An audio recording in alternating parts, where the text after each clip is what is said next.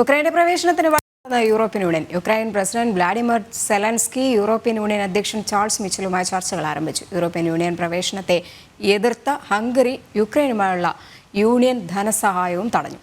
മൾഡോവയും European union പൂർണ്ണ അംഗത്വത്തിനായി ചർച്ചകൾ ആരംഭിച്ചിട്ടുണ്ട്. യൂറോപ്യൻ യൂണിയൻ അധ്യക്ഷൻ ചാൾസ് മിച്ചലിന്റെ ഔദ്യോഗിക വക്താവാണ് ഇക്കാര്യം അറിയിച്ചത്. 27 അംഗരാജ്യങ്ങൾ പങ്കെടുത്ത യോഗത്തിൽ നിന്നും ഹംഗറിയുടെ പ്രധാനമന്ത്രി വിക്ടർ ഓർബാൻ ഇറങ്ങിപ്പോയി.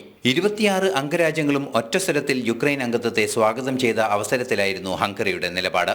യുക്രൈനെ യൂറോപ്യൻ യൂണിയൻ അംഗമാക്കുന്നത് മോശം തീരുമാനമെന്ന വാദമാണ് ഹംഗറി മുന്നോട്ട് വയ്ക്കുന്നത്. എന്നാൽ ചർച്ചകൾ വീറ്റോ ചെയ്യില്ലെന്നും ഹംഗറി അറിയിക്കുന്നുണ്ട്. യോഗത്തിലെ നിലപാടിനെ തുടർന്ന് ഹംഗറി യുക്രൈനുള്ള യൂറോപ്യൻ യൂണിയൻ ധനസഹായം തടഞ്ഞു. അംഗത്വത്തിനായുള്ള ചർച്ചകൾ ആരംഭിച്ചതായി യുക്രൈൻ പ്രസിഡന്റ് വ്ളാഡിമിർ സെലൻസ്കി അറിയിക്കുന്നുണ്ട്. നാറ്റോ അംഗരാജ്യമാകാൻ ശ്രമിക്കുന്നതിന് മുന്നോടിയായി യൂറോപ്യൻ യൂണിയൻ അംഗത്വം നേടുക എന്ന ലക്ഷ്യമാണ് കിഴക്കൻ യൂറോപ്യൻ രാജ്യമായ യുക്രൈന് ഇതോടെ സാധ്യമാകുന്നത്. റഷ്യയുമായുള്ള സംഘർഷത്തിൽ കൂടുതൽ സൈനികവും അല്ലാതെയുമുള്ള പിന്തുണ ലഭിക്കുമെന്ന പ്രതീക്ഷയും യുക്രൈൻ പ്രസിഡന്റിനുണ്ട്. മോൾഡോവയ്ക്ക് അംഗത്വം നൽകുന്നതിനും ജോർജിയയ്ക്ക് കാൻഡിഡേറ്റ് മെമ്പർഷിപ്പ് നൽകുന്നതിനുമുള്ള ചർച്ചകളും യൂറോപ്യൻ യൂണിയനിൽ ഇതോടൊപ്പം പുരോഗമിക്കുകയും ചെയ്യുന്നുണ്ട്. ഇന്റർനാഷണൽ ഡെസ്ക്, ജനം.